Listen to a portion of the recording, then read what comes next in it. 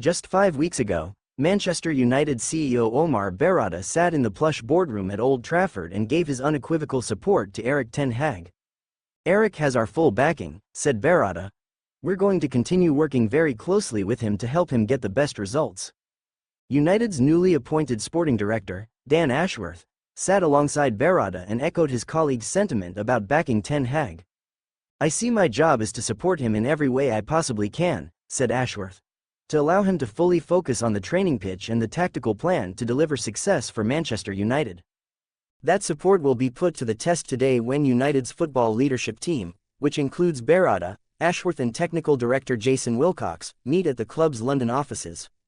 Also present will be United co-owner Sir Jim Ratcliffe and his right-hand man, Sir Dave Brailsford, making up a five-man team that will ultimately decide ten Hag's fate." A few hours after Berrada and Ashworth's show of support for ten Hag, United were humbled 3-0 at home by arch-rivals Liverpool. Since then, things have gone from bad to worse for the embattled Dutchmen.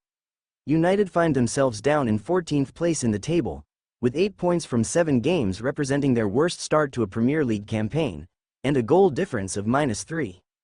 They have 5 goals from 7 games, their fewest for 52 years, and have failed to score in their last 3 league outings. They have played 11 matches this season and only beaten Fulham, Southampton and Barnsley. While today's meeting in Mayfair is a pre-planned, monthly affair, one topic will be at the top of the agenda: whether to stick or twist with ten Hag.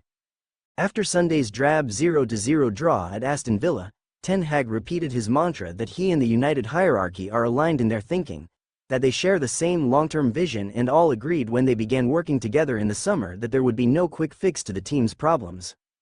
Ten Hag could hardly say otherwise, could he? But set against the backdrop of alarming regression this season, he has real cause for concern and will learn in the next 48 hours whether he still retains the support of his bosses, after they reach a decision on whether they need a new voice and a new vision in the dressing room. If Ratcliffe's recent public utterances on ten Hag are an indicator of how the United hierarchy are thinking, then the 54-year-old should start making plans to say his goodbyes and clear his desk at the club's training complex. Asked if he still had faith in ten Hag, Ratcliffe said, "I don't want to answer that question. I like Erik. I think he's a very good coach, but at the end of the day it's not my call. It's the management team that's running Manchester United that has to decide how we best run the team in many different respects." Rather than publicly backing ten Hag, as Berrada did, Ratcliffe's response suggested a shift in stance among the United hierarchy with regard to the manager, one that does not bode well for the former Ajax boss. Chiefly, those at today's summit must decide whether they can see any improvement under ten Hag going forward, or whether he has had enough time and enough funds -£600 million over 5 transfer windows, for the team to be performing better than they currently are under him. Triggering ten Hag's one-year contract extension in the summer, having unashamedly spoken to potential replacements including Thomas Tuchel, was hardly a ringing endorsement of their manager, who has effectively been a dead man walking ever since. In the next 48 hours ten Hag will learn if he has been granted a stay of execution or ends up a condemned man, like his immediate predecessors at United.